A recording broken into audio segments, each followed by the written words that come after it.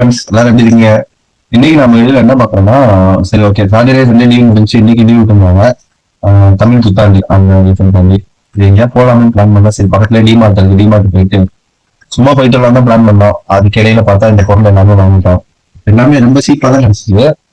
காஸ்ட்லிலாம் இல்லை, நம்ம எதிர்பார்க்குற ரேட்டுக்கு தான் கிடைக்கும். இப்போ இதெல்லாம் வந்து எவ்வளவுனா 99 தான், 99 ருபீஸ் தான்.